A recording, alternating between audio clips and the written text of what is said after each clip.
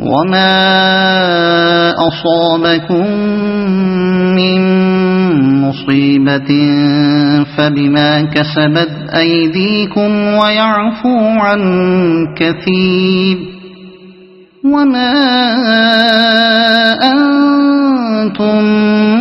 بمعجزين في الأرض وما لكم من دون الله من ولي ولا نصير. تم پر جو مصیبت بھی آئی ہے تمہارے اپنے ہاتھوں کی کمائی سے آئی ہے،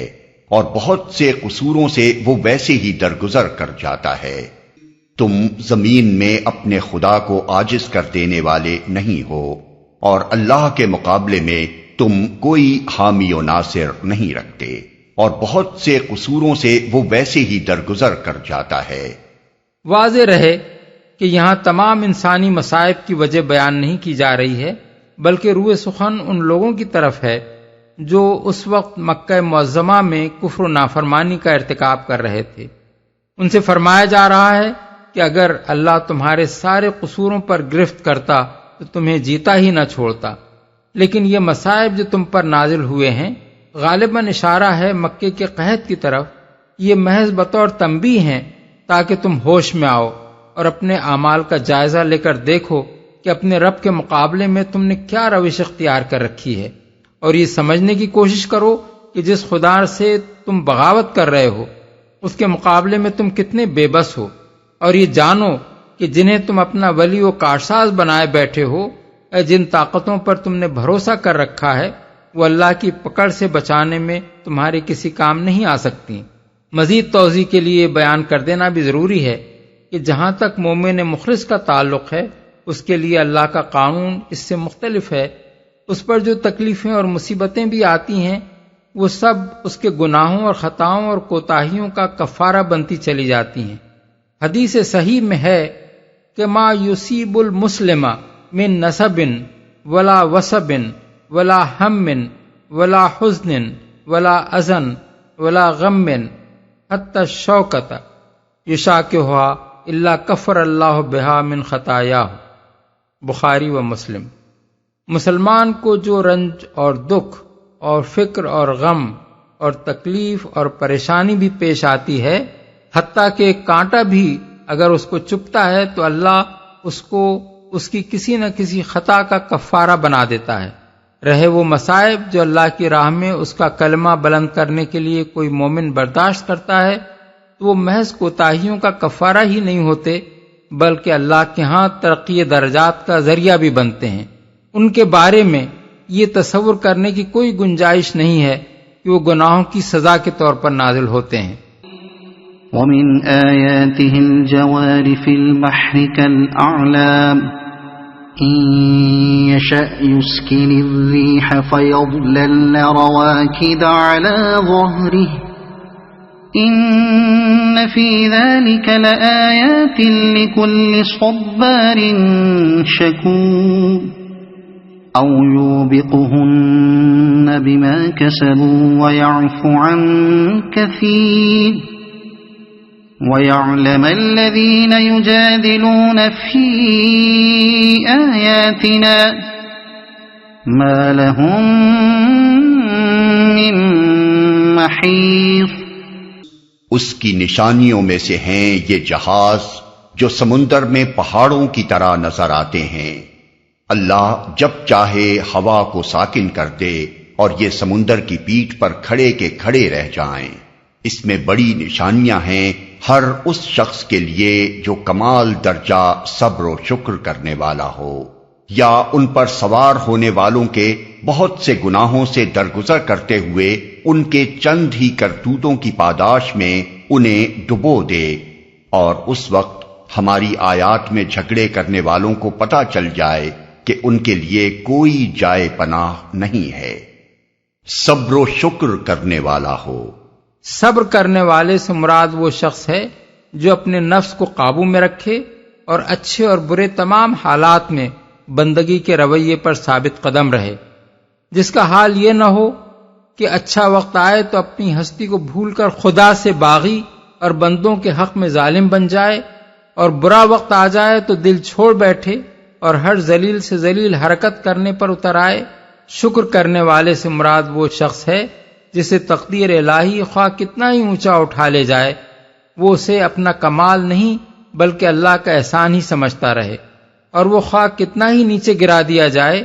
اس کی نگاہ اپنی محرومیوں کی بجائے ان نعمتوں پر ہی مرکوز رہے جو برے سے برے حالات میں بھی آدمی کو حاصل رہتی ہیں، اور خوشحالی و بدحالی دونوں حالتوں میں اس کی زبان اور اس کے دل سے اپنے رب کا شکر ہی ادا ہوتا رہے۔ کوئی جائے پناہ نہیں ہے۔ قریش کے لوگوں کو اپنے تجارتی کاروبار کے سلسلے میں حبش اور افریقہ کے ساحلی علاقوں کی طرف بھی جانا ہوتا تھا، اور ان سفروں میں وہ بادبانی جہازوں اور کشتیوں پر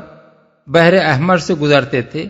جو ایک بڑا خطرناک سمندر ہے۔ اس میں اکثر طوفان اٹھتے رہتے ہیں اور زیر آب چٹانیں کثرت سے ہیں جن سے طوفان کی حالت میں ٹکرا جانے کا اندیشہ ہوتا ہے۔ اس لیے جس کیفیت کا نقشہ اللہ تعالیٰ نے یہاں کھینچا ہے اسے قریش کے لوگ اپنے ذاتی تجربات کی روشنی میں پوری طرح محسوس کر سکتے تھے۔ فما اوتیتم من شیء فمتاع الحیاة الدنیا وما عند اللہ خیر وابقى للذین آمنوا وعلى ربهم يتوکلون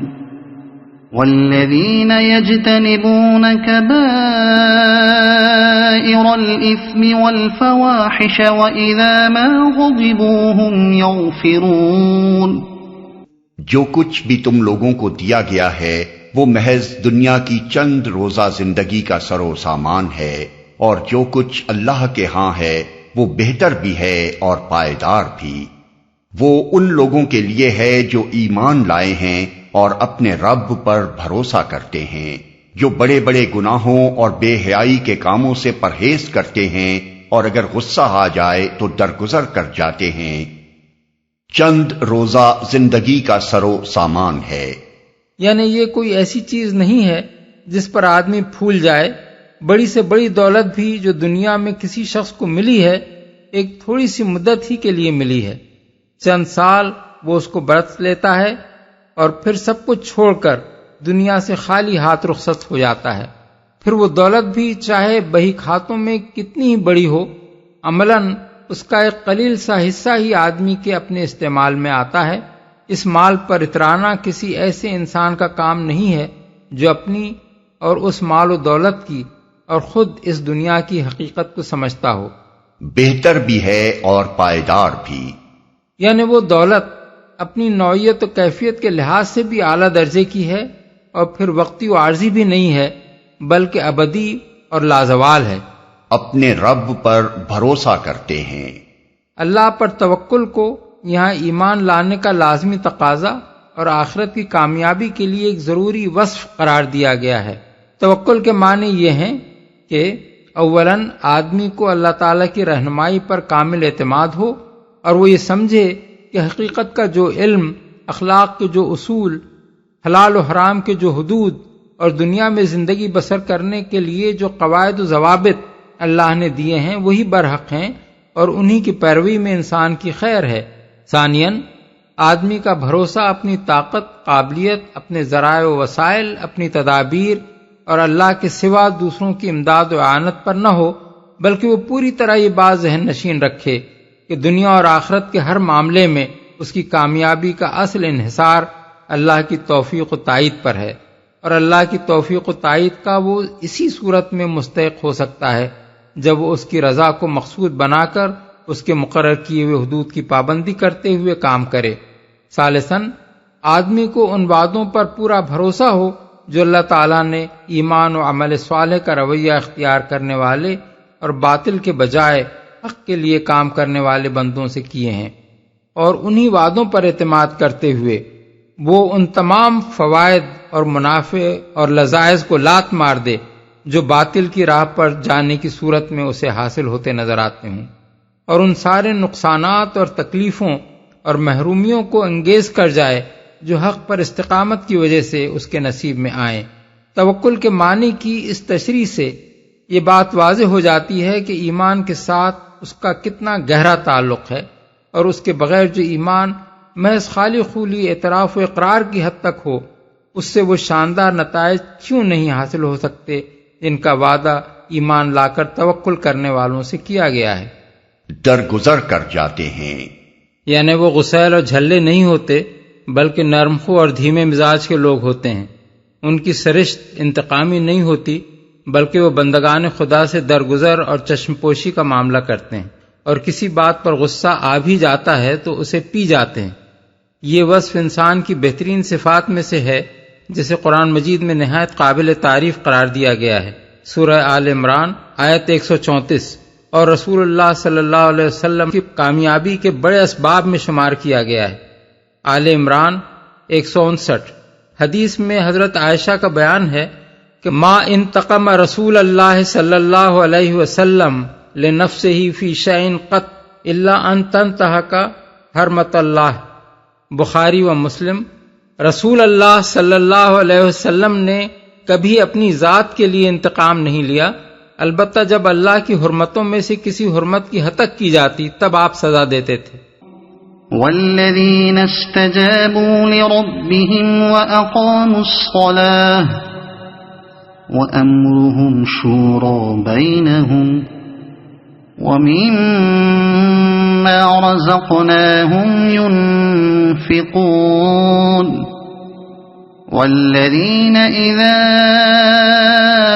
أصابهم البغي هم ينتصرون،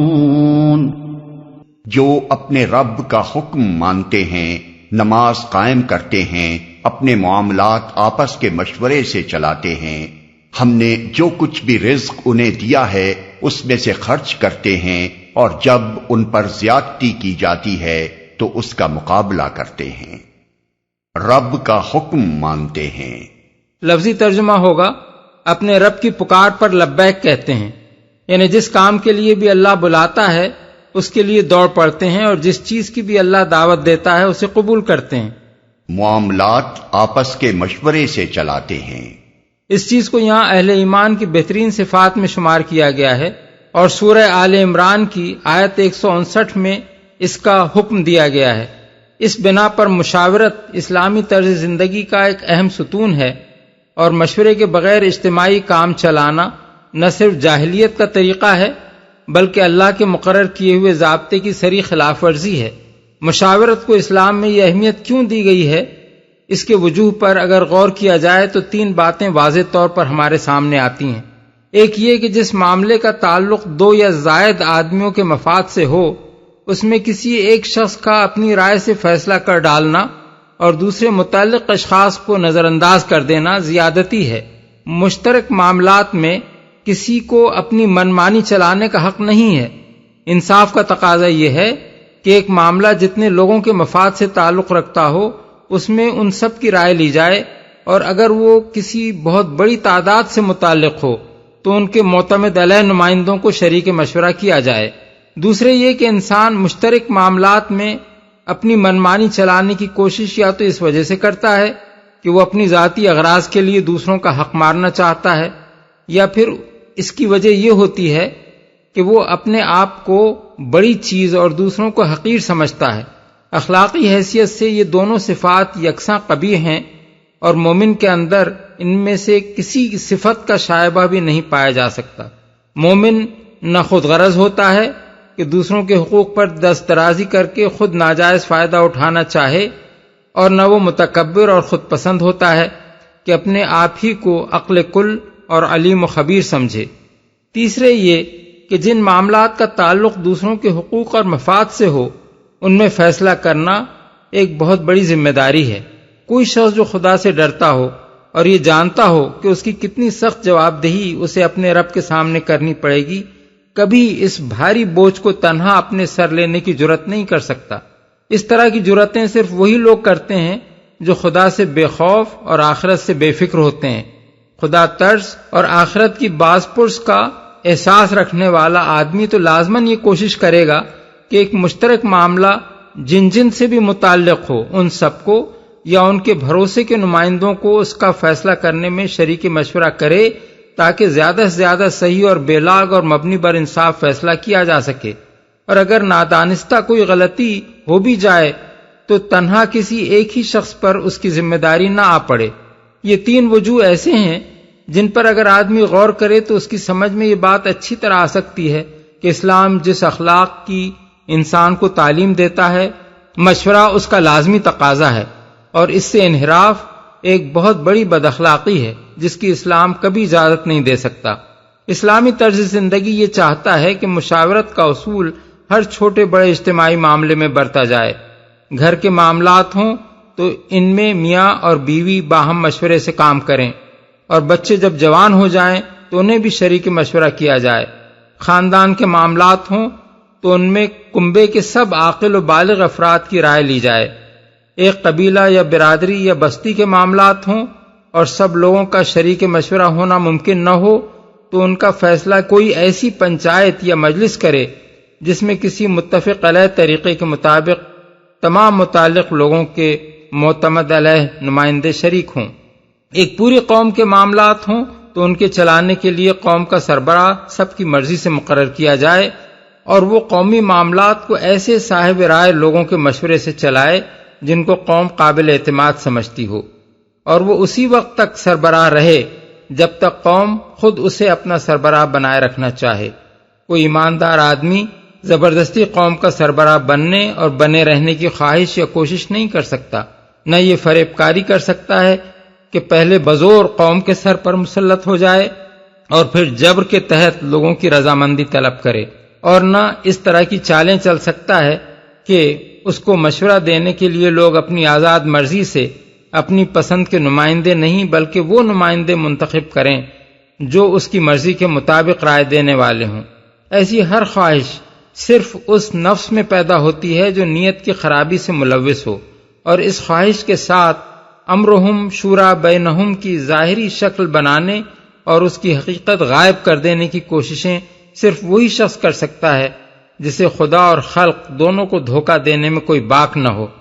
حالانکہ نہ خدا دھوکہ کھا سکتا ہے اور نہ خلق ہی اتنی اندھی ہو سکتی ہے کہ کوئی شخص دن کی روشنی میں علانیہ ڈاکہ مار رہا ہو اور وہ سچے دل سے یہ سمجھتی رہے کہ وہ ڈاکہ نہیں مار رہا ہے بلکہ لوگوں کی خدمت کر رہا ہے۔ امرہم شورا بینہم کا قاعدہ خود اپنی نوعیت اور فطرت کے لحاظ سے 5 باتوں کا تقاضا کرتا ہے۔ اول یہ کہ اجتماعی معاملات جن لوگوں کے حقوق اور مفاد سے تعلق رکھتے ہیں انہیں اظہار رائے کی پوری آزادی حاصل ہو،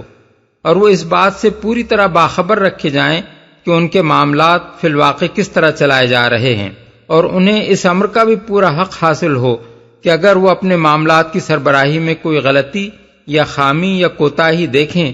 تو اس پر ٹوک سکیں، احتجاج کر سکیں، اور اصلاح ہوتی نہ دیکھیں تو سربراہ کاروں کو بدل سکیں۔ لوگوں کا منہ بند کر کے اور ان کے ہاتھ پاؤں کس کر اور ان کو بے خبر رکھ کر ان کے اجتماعی معاملات چلانا سری بددیانتی ہے جسے کوئی شخص بھی امرہم شورا بینہم کے اصول کی پیروی نہیں مان سکتا۔ دوم یہ کہ اجتماعی معاملات کو چلانے کی ذمہ داری جس شخص پر بھی ڈالنی ہو اسے لوگوں کی رضامندی سے مقرر کیا جائے، اور یہ رضامندی ان کی آزادانہ رضامندی ہو، جبر اور تخفیف سے حاصل کی ہوئی یا تحریص و اطماع سے خریدی ہوئی یا دھوکے اور فریب اور مکاریوں سے کھسوٹی ہوئی رضامندی در حقیقت رضامندی نہیں ہے۔ ایک قوم کا صحیح سربراہ وہ نہیں ہوتا جو ہر ممکن طریقے سے کوشش کر کے اس کا سربراہ بنے، بلکہ وہ ہوتا ہے جس کو لوگ اپنی خوشی اور پسند سے اپنا سربراہ بنائیں۔ سوم یہ کہ سربراہ کار کو مشورہ دینے کے لیے بھی وہ لوگ مقرر کیے جائیں جن کو قوم کا اعتماد حاصل ہو، اور ظاہر بات ہے کہ ایسے لوگ کبھی صحیح معنوں میں حقیقی اعتماد کے حامل قرار نہیں دیے جا سکتے جو دباؤ ڈال کر یا مال سے خرید کر یا جھوٹ اور مکر سے کام لے کر یا لوگوں کو گمراہ کر کے نمائندگی کا مقام حاصل کریں۔ چہارم یہ کہ مشورہ دینے والے اپنے علم اور ایمان و ضمیر کے مطابق رائے دیں اور اس طرح کے اظہار رائے کی انہیں پوری آزادی حاصل ہو۔ یہ بات جہاں نہ ہو جہاں مشورہ دینے والے کسی لالچ یا خوف کی بنا پر یا کسی جتھہ بندی میں کسے ہوئے ہونے کی وجہ سے خود اپنے علم اور ضمیر کے خلاف رائے دیں، وہاں در حقیقت خیانت اور غداری ہوگی، نہ کہ امرہم شورا بینہم کی پیروی۔ پنجم یہ کہ جو مشورہ اہل شورا کے اجماع یعنی اتفاق رائے سے دیا جائے یا جسے ان کے جمہور یعنی اکثریت کی تائید حاصل ہو اسے تسلیم کیا جائے، کیونکہ اگر ایک شخص یا ایک ٹولہ سب کی سننے کے بعد اپنی منمانی کرنے کا مختار ہو تو مشاورت بالکل بے معنی ہو جاتی ہے۔ اللہ تعالیٰ یہ نہیں فرما رہا ہے کہ ان کے معاملات میں ان سے مشورہ لیا جاتا ہے، بلکہ یہ فرما رہا ہے کہ ان کے معاملات آپس کے مشورے سے چلتے ہیں۔ اس ارشاد کی تعمیل محض مشورہ لے لینے سے نہیں ہو جاتی،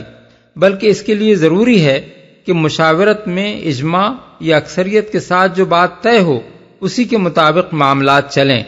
اسلام کے اصول شورا کی اس توضیح کے ساتھ یہ بنیادی بات بھی نگاہ میں رکھنی چاہیے کہ یہ شورا مسلمانوں کے معاملات کو چلانے میں مطلق العنان اور مختار کل نہیں ہے، بلکہ لازماً اس دین کے حدود سے محدود ہے جو اللہ تعالیٰ نے خود اپنی تشریع سے مقرر فرمایا ہے، اور اس اصل الاصول کی پابند ہے کہ تمہارے درمیان جس معاملے میں بھی اختلاف ہو اس کا فیصلہ کرنا اللہ کا کام ہے، اور تمہارے درمیان جو نزاع بھی ہو اس میں اللہ اور رسول کی طرف رجوع کرو۔ اس قاعدہ کلیہ کے لحاظ سے مسلمان شرعی معاملات میں اس امر پر تو مشورہ کر سکتے ہیں کہ کسی نص کا صحیح مفہوم کیا ہے اور اس پر عمل درآمد کس طریقے سے کیا جائے تاکہ اس کا منشا ٹھیک طور سے پورا ہو، لیکن اس غرض سے کوئی مشورہ نہیں کر سکتے کہ جس معاملے کا فیصلہ اللہ اور اس کے رسول نے کر دیا ہو اس میں وہ خود کوئی آزادانہ فیصلہ کریں۔ اس میں سے خرچ کرتے ہیں۔ اس کے 3 مطلب ہیں۔ ایک یہ کہ جو رزق حلال ہم نے انہیں دیا ہے اسی میں سے خرچ کرتے ہیں، اپنے اخراجات پوری کرنے کے لیے مال حرام پر ہاتھ نہیں مارتے۔ دوسرے یہ کہ ہمارے دیے ہوئے رزق کو سینت کر نہیں رکھتے بلکہ اسے خرچ کرتے ہیں۔ تیسرے یہ کہ جو رزق انہیں دیا گیا ہے اس میں سے راہ خدا میں بھی خرچ کرتے ہیں، سب کچھ اپنی ہی ذات کے لیے وقف نہیں کر دیتے۔ پہلے مطلب کی بنیاد یہ ہے کہ اللہ تعالیٰ صرف رزق حلال و طیب ہی کو اپنے دیے ہوئے رزق سے تعبیر فرماتا ہے، ناپاک و حرام طریقوں سے کمائے ہوئے رزق کو وہ اپنا رزق نہیں کہتا۔ دوسرے مطلب کی بنیاد یہ ہے کہ اللہ تعالیٰ جو رزق انسان کو دیتا ہے وہ خرچ کرنے کے لیے دیتا ہے، سینت سینت کر رکھنے اور اس پر مارے زر بن کر بیٹھ جانے کے لیے نہیں دیتا۔ اور تیسرے مطلب کی بنیاد یہ ہے کہ خرچ کرنے سے مراد قرآن مجید میں محض اپنی ذات پر اور اپنی ضروریات پر ہی خرچ کر دینا نہیں ہے، بلکہ اس کے مفہوم میں انفاق فی سبیل اللہ بھی شامل ہے۔ انہی 3 وجوہ سے اللہ تعالیٰ خرچ کرنے کو یہاں اہل ایمان کی ان بہترین صفات میں شمار فرما رہا ہے جن کی بنا پر آخرت کی بھلائیاں انہی کے لیے مختص کی گئی ہیں۔ مقابلہ کرتے ہیں۔ یہ بھی اہل ایمان کی بہترین صفات میں سے ہے کہ وہ ظالموں اور جباروں کے لیے نرم چارہ نہیں ہوتے۔ ان کی نرم خوئی اور عفو و درگزر کی عادت کمزوری کی بنا پر نہیں ہوتی۔ انہیں بھکشوؤں اور راہبوں کی طرح مسکین بن کر رہنا نہیں سکھایا گیا ہے۔ ان کی شرافت کا تقاضا یہ ہے کہ جب غالب ہوں تو مغلوب کے قصور معاف کر دیں، اور جب قادر ہوں تو بدلہ لینے سے درگزر کریں، اور جب کسی زیردست یا کمزور آدمی سے کوئی خطا سرزد ہو جائے تو اس سے چشم پوشی کر جائیں، لیکن جب کوئی طاقتور اپنی طاقت کے ضام میں ان پر دست درازی کرے تو ڈٹ کر کھڑے ہو جائیں اور اس کے دانت کھٹے کر دیں۔ مومن کبھی ظالم سے نہیں دبتا اور متکبر کے آگے نہیں جھکتا۔ اس قسم کے لوگوں کے لیے وہ لوہے کا چنا ہوتا ہے جسے چبانے کی کوشش کرنے والا اپنا ہی جبڑا توڑ لیتا ہے۔ وَجَزَاءُ سَيِّئَةٍ سَيِّئَةٌ مِثْلُهَا فَمَنْ عَفَا وَأَصْلَحَ فَأَجْرُهُ عَلَى اللَّهِ إِنَّهُ لَا يُحِبُّ الظَّالِمِينَ۔ برائی کا بدلہ ویسی ہی برائی ہے، پھر جو کوئی معاف کر دے اور اصلاح کرے اس کا اجر اللہ کے ذمے ہے۔ اللہ ظالموں کو پسند نہیں کرتا۔ برائی کا بدلہ، یہاں سے آخر پیراگراف تک کی پوری عبارت آیت ما سبق کی تشریح کے طور پر ہے۔ برائی ہے، یہ پہلا اصولی قاعدہ ہے جسے بدلہ لینے میں ملحوظ رکھنا ضروری ہے۔ بدلے کی جائز حد یہ ہے کہ جتنی برائی کسی کے ساتھ کی گئی ہو اتنی ہی برائی وہ اس کے ساتھ کر لے اس سے زیادہ برائی کرنے کا وہ حق نہیں رکھتا۔ اجر اللہ کے ذمے ہے۔ یہ دوسرا قاعدہ ہے۔ اس کا مطلب یہ ہے کہ زیادتی کرنے والے سے بدلہ لے لینا اگرچہ جائز ہے، لیکن جہاں معاف کر دینا اصلاح کا موجب ہو سکتا ہو، وہاں اصلاح کی خاطر بدلہ لینے کے بجائے معاف کر دینا زیادہ بہتر ہے۔ اور چونکہ یہ معافی انسان اپنے نفس پر جبر کر کے دیتا ہے، اس لیے اللہ تعالیٰ فرماتا ہے کہ اس کا اجر ہمارے ذمے ہے، کیونکہ تم نے بگڑے ہوئے لوگوں کی اصلاح کی خاطر یہ کڑوا گھونٹ پیا ہے۔ اللہ ظالموں کو پسند نہیں کرتا۔ اس تنبیہ میں بدلہ لینے کے متعلق ایک تیسرے قاعدے کی طرف اشارہ کیا گیا ہے، اور وہ یہ ہے کہ کسی شخص کو دوسرے کے ظلم کا انتقام لیتے لیتے خود ظالم نہیں بن جانا چاہیے۔ ایک برائی کے بدلے میں اس سے بڑھ کر برائی کر گزرنا جائز نہیں ہے۔ مثلا اگر کوئی شخص کسی کو ایک تھپڑ مارے